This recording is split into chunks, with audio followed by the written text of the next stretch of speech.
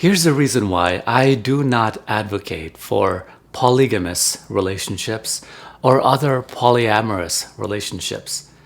It has to do with love. Let me explain. To be clear, for you to make the delineation for yourself, monogamy and polygamy are platforms in which you can have relationships. The relationship management styles. Polygamy and monogamy, meaning monogamy being one, one, that you can marry one person and presumably love just one person at a time, at least publicly.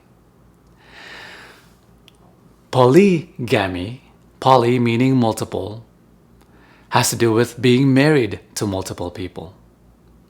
Now, polyamory and monoamory, that's the juxtaposition. Amory having to do with love, amour. Mono being one, poly meaning multiple. And a lot of polyamorous people, they will argue that open relationships are not polyamory. And to some extent, I agree. It's because of how polyamory is practiced.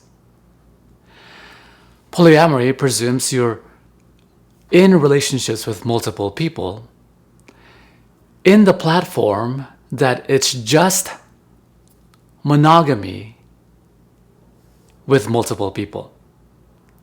It's just being in a relationship with multiple people in a platform of monogamy. So let me explain in the relationship management style of monogamy. Let me explain. Originally, polyamory is defined one's ability to be able to love multiple people.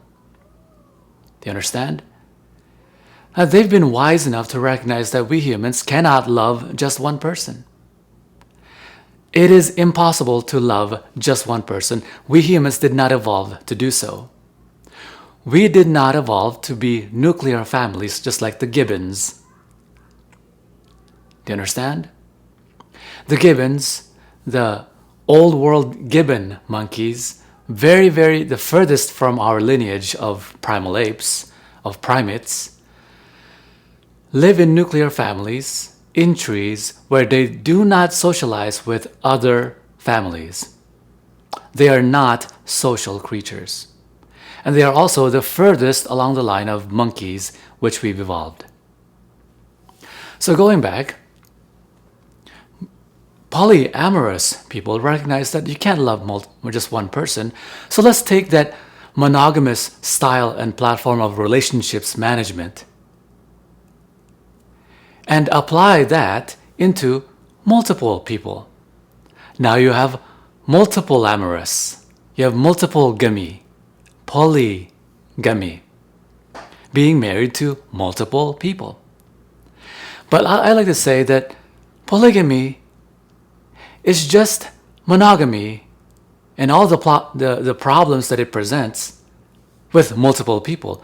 Exponential problems that monogamy has now in a different platform called polygamy. Now, why am I against that? I'm against that because the very premise of what I consider as a relationship founded on love, the axiom of that relationship, are three parts. Do you know what the three parts are that I consider must be the fundamental if you want a successful relationship? Successful, let me clarify the definition. Successful being one after the other, after the other, after the other. For something to be successful, just like a successor is one next down the line, and a succession is one after the other, meaning it's persistent. For a relationship to be successful, it has to persist.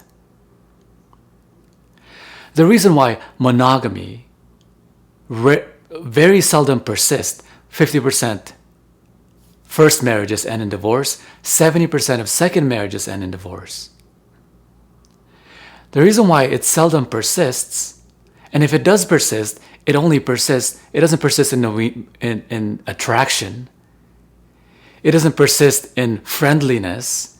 It merely persists on the interaction and the platform that they have their relationship management, which is they're being obligated to each other. They're managing their household together, whether or not they're attracted. Managing their family together, whether or not they're attracted to each other. And whether or not they hate each other. Do you understand? Going back, my relationships are based fundamentally on these three things, and which is why I do not advocate for polygamous relationships and other polyamorous relationships. I'm an advocate for polyamory by its original definition, being our ability to love multiple people.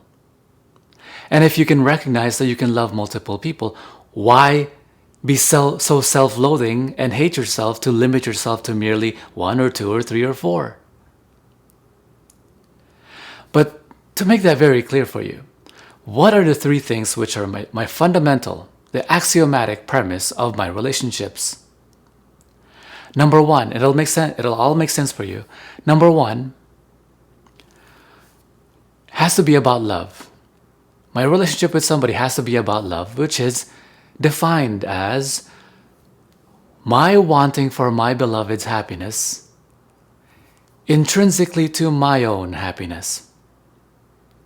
Whatever actualizes her, whatever fulfills her, whether or not I'm involved, so long as it makes her happy, I'm all for it.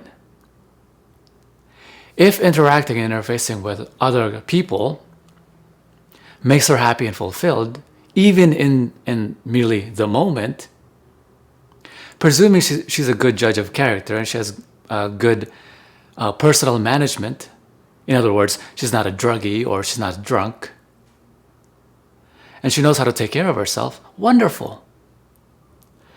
I want that for her, whether or not I'm involved and whether or not it's in the same bed in which I'm sleeping.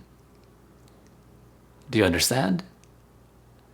Whatever makes her happy, fulfilled, satisfied, and makes her life bigger, I want that for her. What's the opposite of that?